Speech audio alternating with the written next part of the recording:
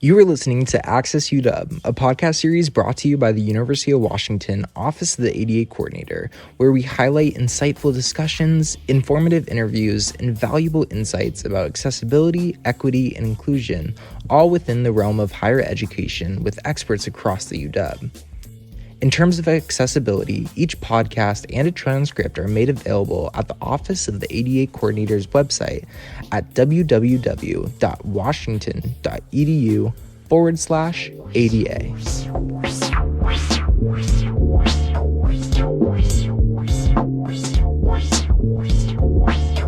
Well, welcome back to another installation of AccessUW. Today, we're talking about a topic we shockingly have not talked too much yet on this podcast. But today we're going to dive a little bit deeper into the UW's built environments and how ADA and accessibility plays a role within that today.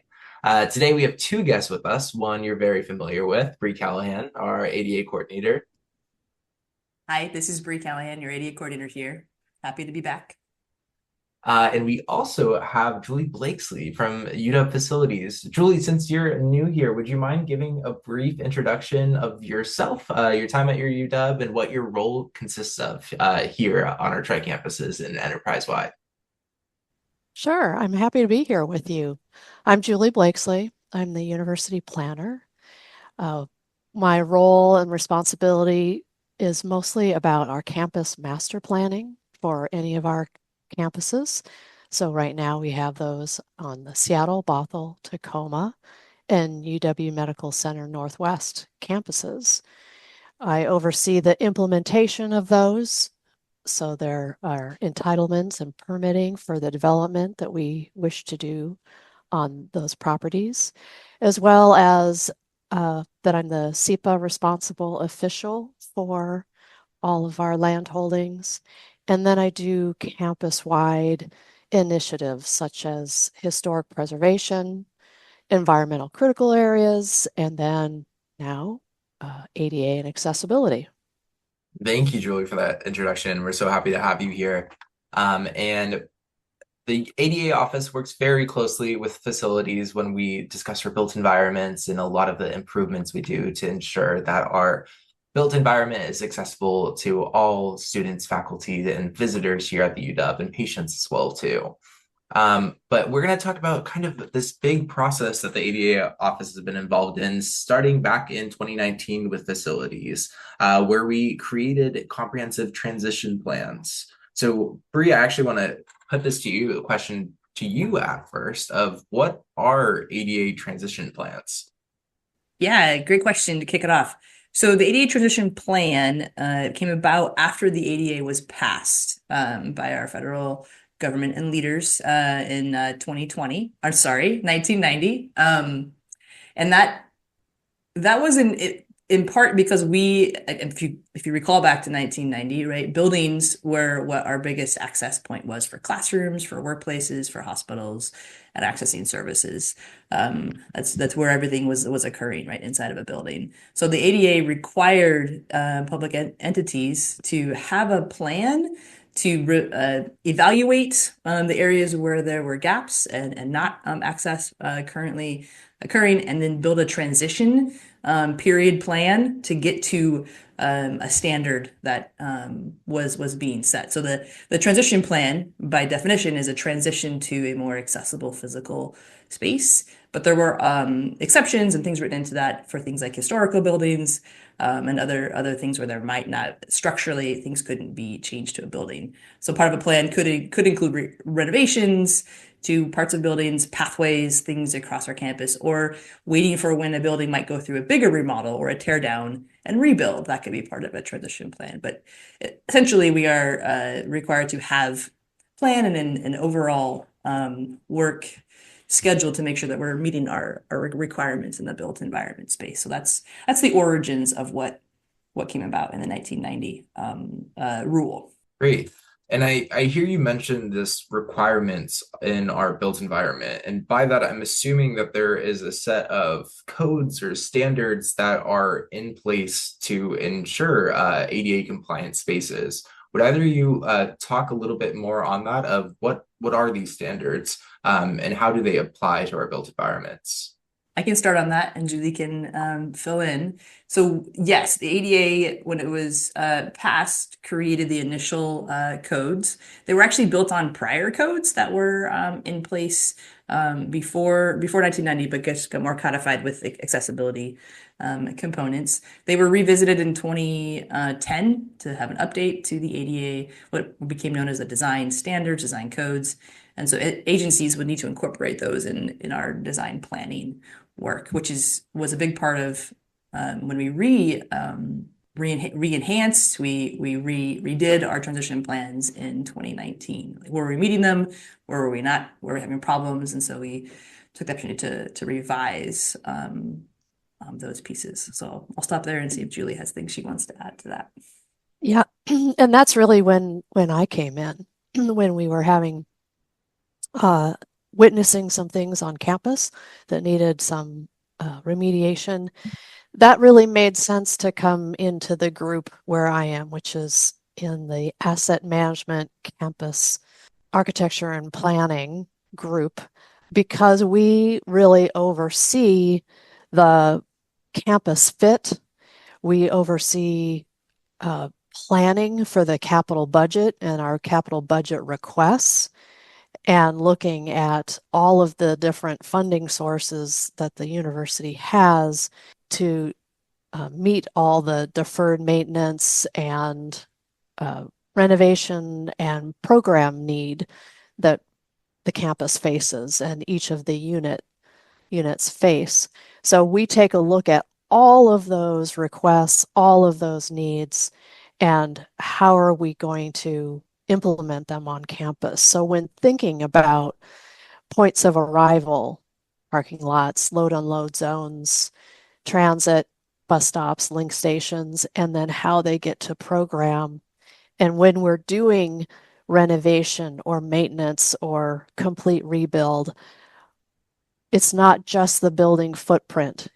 What other spaces and places in between those buildings that are important from an access point of view from the point of arrival.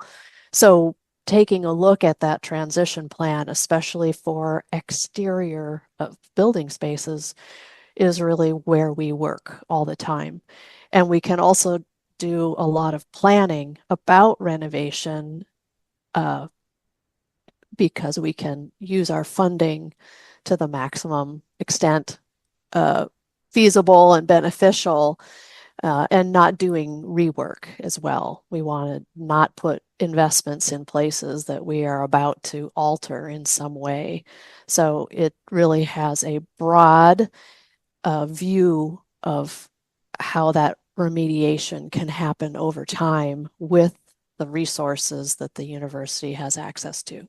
Julie, I really appreciate that. You kind of put it in scope as well, too, of what we mean by built environments. I think sometimes people very much see it in a pigeonhole type of way of really just seeing our built environment simply as the buildings that we have on campus. But truly, when we're assessing our built environments, it's the pathways as well, too, of how people access in and out of buildings and throughout our campus spaces. So I want to transition back here to transition back to our transition plans here. Could one of you or both of you elaborate more about the work that was completed in 2019 to actually create the transition plans for the built environment?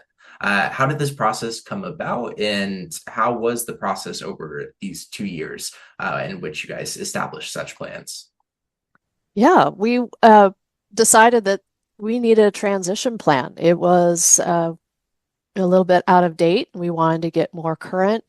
And at that time, there was a real desire to focus on the exteriors. So we went through a request for qualifications and RFQ process to our consulting community. A team was selected that did a lot of surveys all over the campus. So they looked at slope and discontinuities and all of the defined standards in the ADA design standards. So looking at parking lot slopes and curbs and ramps and signage and in pathways, every point of arrival to a program. So that was really like I said before, the light rail station, the bus stops, parking lots, load unload zones, and pathways all to exterior doors. And then we looked at the compliance of our exterior doors of each of our buildings. And that's really where it started. And that was at least a full year process of collecting all of that. We started on the Seattle campus, and then we followed that up doing transition plans for Bothell and Tacoma. And then after 2020, 2021, when the UW Medical Center Northwest campus came into the UWMC network, then we did a transition plan there as well. What I will add to this for some extra context of motivation, for years, we had the barrier to reporting process, so people could report barriers. We've also had other situations where issues have been shared with the institution. But specifically, one thing that when I first started working in this area in the ADA office and got connected with Julie, we were also navigating specific requirements in our parking lots and going through a very specific project to remediate parking lots because they weren't fully up to the design standards. So there were some other kind of forces at play that were also contributing to the desire to not just focus on parking lots and unique things that are happening in spaces, but to broaden the picture, get a bigger lens. That's where, at least my understanding of leadership when I started in this office in 2018, like we need to pull back, right, and look at all of our exterior spaces and these connecting points, as Julie talked about, right? How to get people get into buildings or out of buildings or between buildings as well, so we could have that bigger picture and that planning, like that long-term planning so we can really effectively spend our money and do the work where it was most critical initially and transition right to a more accessible space holistically.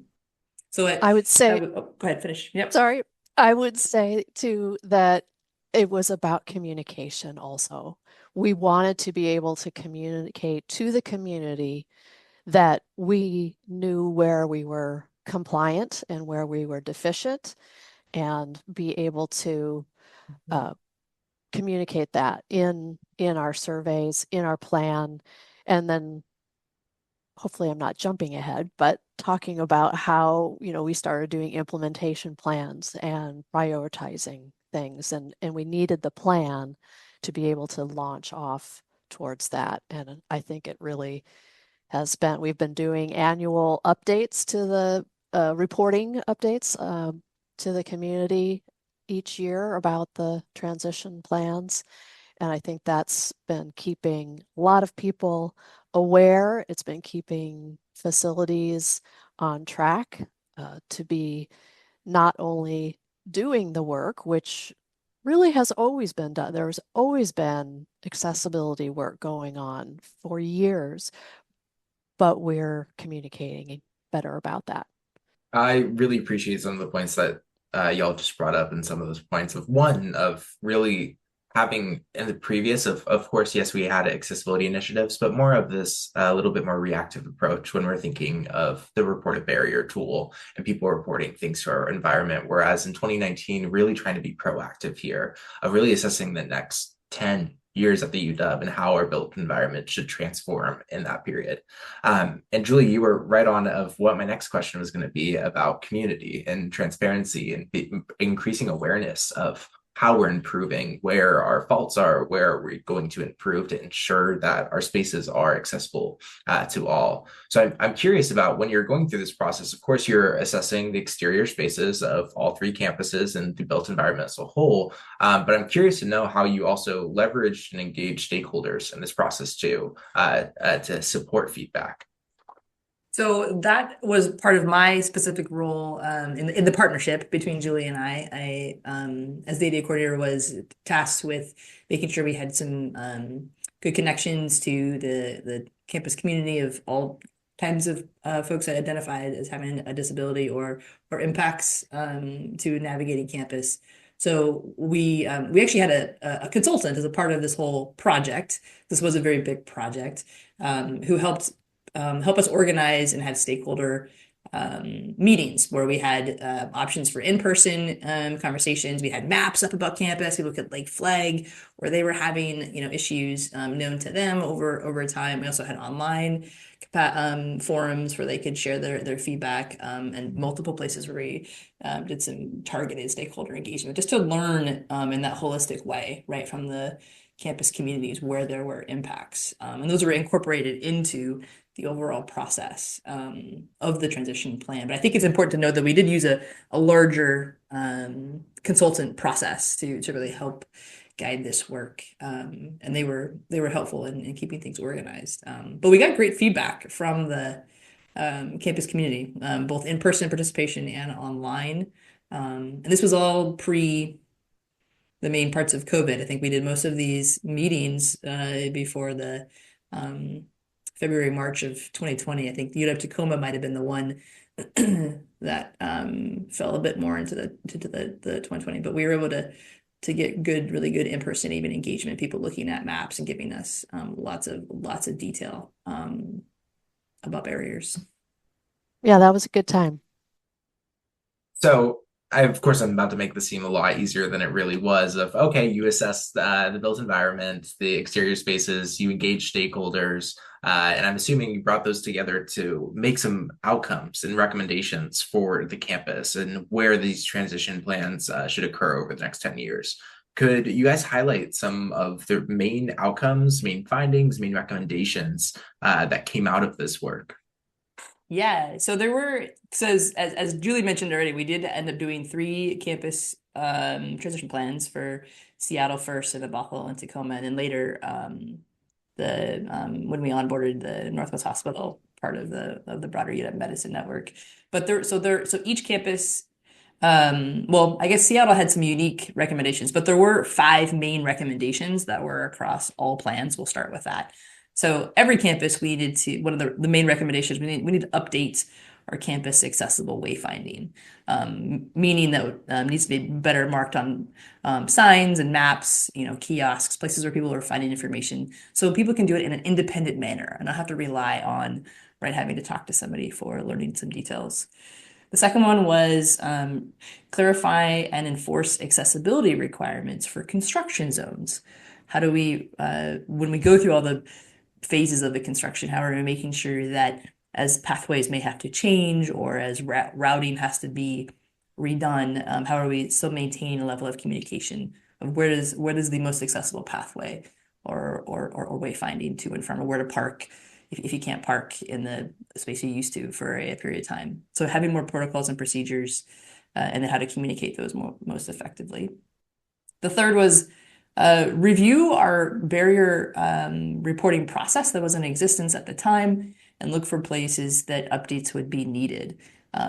So a broader look at how that was happening or not happening at each campus and how to centralize or streamline things as needed.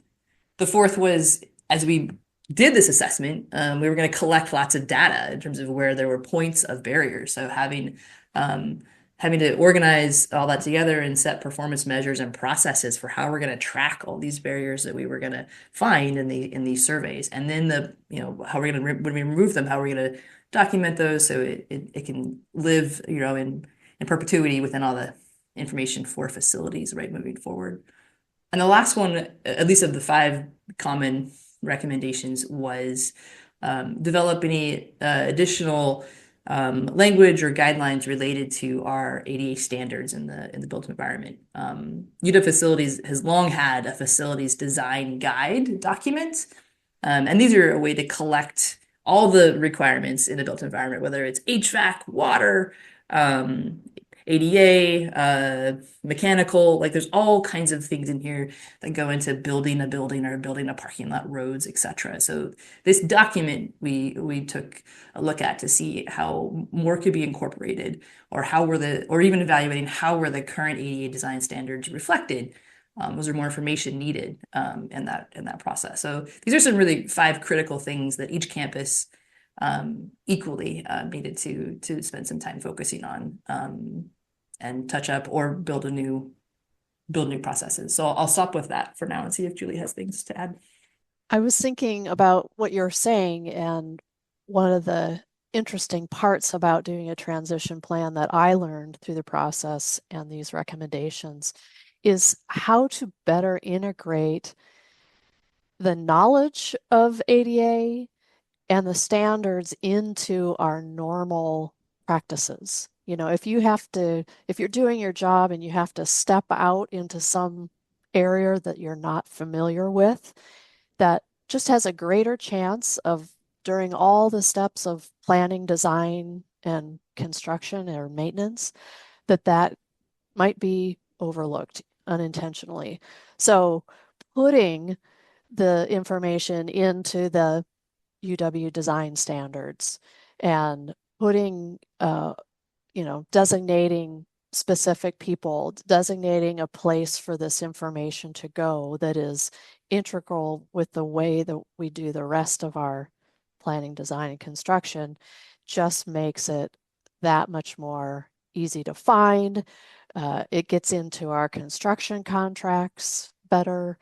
And that was, I think, one of the pieces that was beneficial to doing the transition plan that I noted that it was going to be easier to be in front of everyone every step of the way as we go through our process.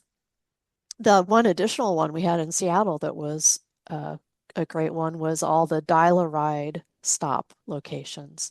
And that's been a spin-off project also from the transition plan, is to look at the accessibility of all of our stops and how we want to handle that. Julie, I really appreciate that insight. And another outcome that came out of this is how we truly operationalize accessibility, especially in our built environments. Before asking some of these key recommendations, I heard you mention dial-a-ride. Could you explain a little bit more to our listeners what dial-a-ride is and how it supports access? I believe it's only on the Seattle campus, correct? That is correct. Yes.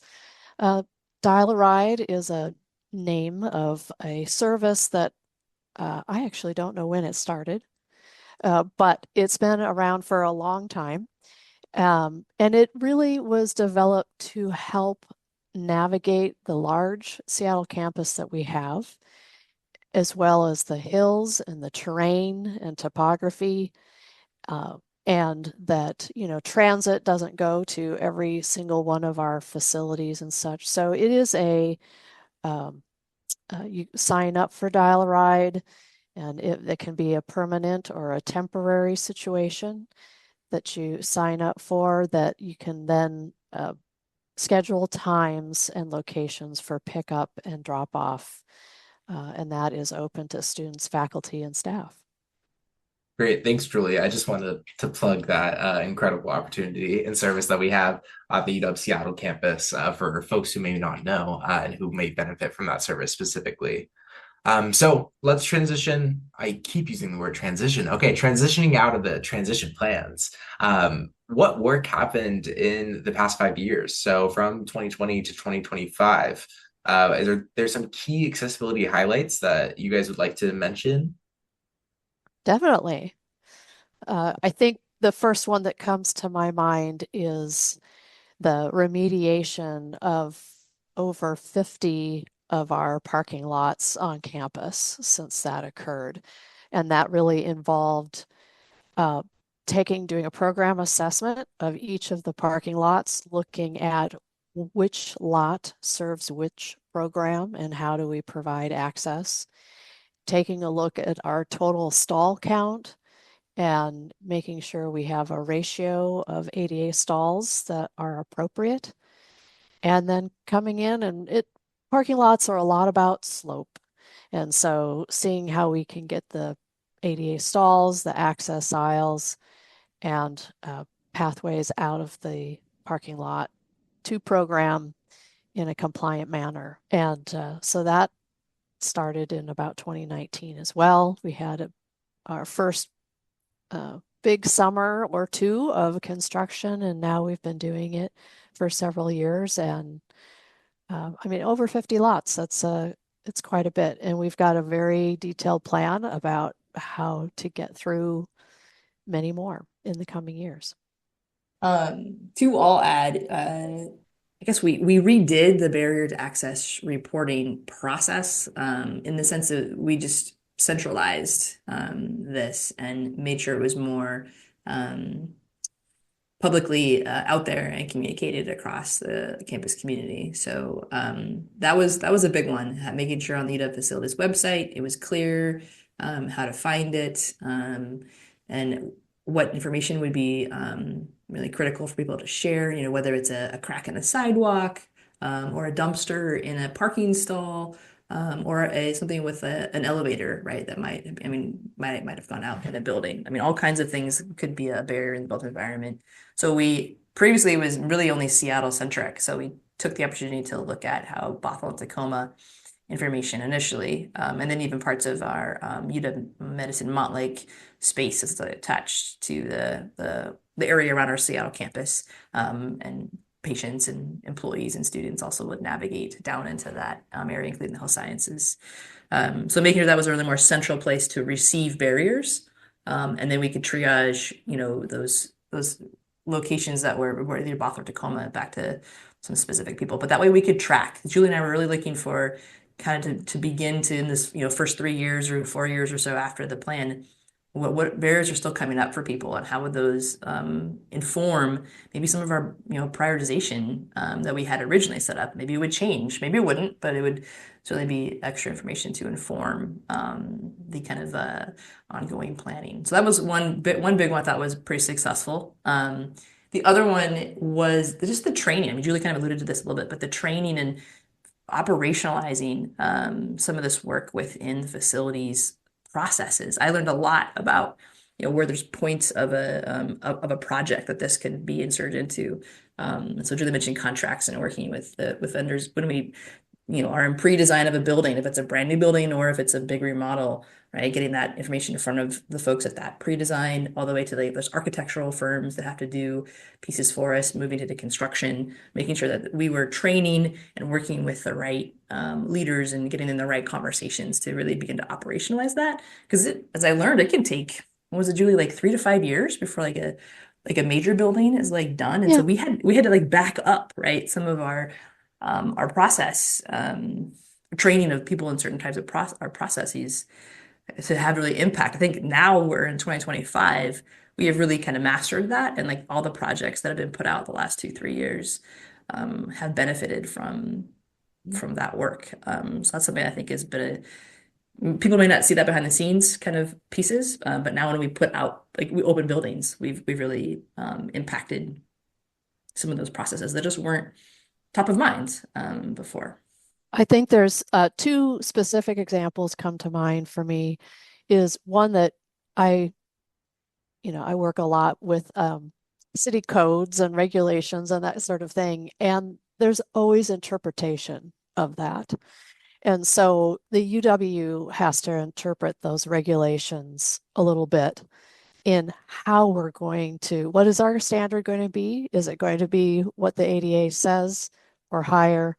And how are we going to get there? And so, for example, that's one of the things that we have in our design standards is that we know we have to meet specific slopes or specific facilities. And we request our designers, our design teams that we hire to design the slope a little bit more strictly because that gives us more allowance when it comes time to pouring concrete or laying something down, that it will in fact be compliant when it's constructed because we need construction tolerances. I think the other thing too is that we've always put construction zones on our online campus map, but we had a little area of improvement to do more signage on site in the field and helping to reroute people to safe routes when we have construction fences up on part of our property. Those are just two very quick, specific examples. That's great. I really appreciate some of those highlights. I'm curious to hear both within the transition plans as well as just both of your hope and aspirations of what are you looking forward to in the next 5 years of accomplishing in terms of accessibility in our built environment? Well, I can tell you from my perspective, there's so many things. I do a lot of work with our 10-year ADA planning horizon and thinking about and working with Bree and our community that we have pulled together on campus to be thinking about these uh, in that implementing and requesting state dollars and so forth for implementing, and just continuing with the transition plan recommendations as well as our implementation plans, but really completing the remediation of our parking lots and getting that all set. We've got some construction projects coming up that's going to make the sidewalks and Stevens Way more accessible for pedestrians and people getting on and off buses on because that's where our buses go on campus, as well as a few big moves of pathways on our campus. We work on our pathways and sidewalks all the time, but there's some areas of campus like the liberal arts quad that is an iconic space, and we're not going to be doing big changes there, but we want to improve our accessibility. So some of the pathways on campus that I think are going to really result in not only accessibility, but some really nice lessening of it being like a street for priority of automobiles, but feel more of a pedestrian oriented space. Yeah, I think some things I'm looking forward to. Is there's actually going to be a new online campus map. That's probably the first thing I'm most excited about because it goes back to that campus wayfinding recommendation. We're going to have a more robust and a bit more interactive campus map so folks can independently understand, from point A to point B, right? How to park, how to, do Dial-A-Ride, how to get off a bus, right? And navigate to one building or two buildings, or if a student's going to class, how to get between classes, both with construction zones actually noted as well as other information. And it'll be the first time, I think, in our institutional map history, right, where all that can be done in one map, which is really exciting. The idea of giving people more independence and good information from the start. So I'm excited about that and kind of our future work. Um, I'm also, we're in this kind of groove at this point. I should knock on some wood, right? Where, as Julie's talking about, like these are accessibility is being incorporated more into the fabric of our campus, right? Planning and like 10-year planning, which is a great place to be because that we have more time, right? To really be thoughtful and build things in versus our first few years was a lot of kind of reaction and trying to like, we got to fix some stuff like, quickly. And then we can kind of slow down and build things into the longer process and have some more thought, which is a great place to be in this time of it being 5 years out from the initial part of it. So those are some things I'm looking forward to. I'm really really excited about the map, but also just how this is going to continue to show up in all of our future big projects and small projects. I'll have to add one more that I'm excited to hear accessibility more frequently in the vocabulary of our campus and especially within facilities and our the collaboration we have with our design and construction teams, and that a lot I just hearing that a lot more in the conversations. I just want to say thank you to the both of you and everyone else who's been involved in this massive decade-long project that is still ongoing and definitely will basically inform UW's operations moving forward as well too. I believe that's all the questions I have for the both of you today. Is there anything you would like to add about the transition plan or built environment or any plugs to resources that you would want our viewers to know? Yeah, I had a few, Toby, as we always do on these podcasts, and I know we'll link to things we mention on the AccessUW website for this particular episode. But I would definitely encourage individuals to check out the information that we share annually in our summaries. And it's by campus, so there's a unique summary for work that Tacoma has done, Bothell has done, and Seattle has done. And I know we're kind of maybe talked about buildings and stuff that might be a little bit kind of as people trying to figure out what does that mean and like, for somebody on a campus. But we've spent over like $2 million on the Seattle campus doing all this work right over the last 5 years. Less than that on Tacoma and Bothell because they are smaller. But there's been a good amount of money spent on this, and so we want to have people like learn more about what that was, and if they're still having barriers, we also still want to hear about that, right? I mean, there's still work more to be done, but those summaries can give a perspective of the work that you may not see, right? You don't always, you might know there's a new elevator in a building, but like what else was involved, right, around fixing barriers, right? So that those summaries are a great tool if folks want to learn a little bit more in detail. The barrier to reporting process, which is available on the Accessibility at UW website. It's also available on the AD office website and on the facilities website. So please report any barriers that one is having if you're a person with a disability or have other kind of impact that's occurring on campus, so that can get triaged and put into a queue to fix based off the timeline need or access need. Those are two things to highlight. The other, for those who are might be staff on campus, right? I want to highlight the broader group that Julie gets to work in, the acronym of CAP, the Campus Architecture and Planning Group. But if anybody who listening to this is a member of a department, right? There are resources available through the asset and account manager process. Should there be questions that they have about their unique spaces, those are some great places to start asking some questions. That all this work historically has really been more exterior focused. That was the original intention, but there are parts that are now coming out of this work that are impacting interior, remodels. So the asset and/or account managers connected to academic and business departments in the CAP team are a good resource for anybody listening who is a UW staff member. Julie, do you have any resources maybe for staff or employee at the UW that you would like to highlight as well?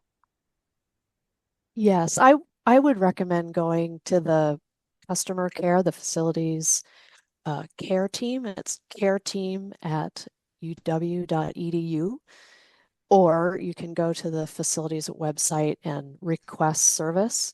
And that can be anything from custodial, grounds, building maintenance, and access things. There's several choices to make there, but that's really the best avenue for staff to submit a request. That way we'll get it routed to the right person and be able to track the request and get back to them in a timely way.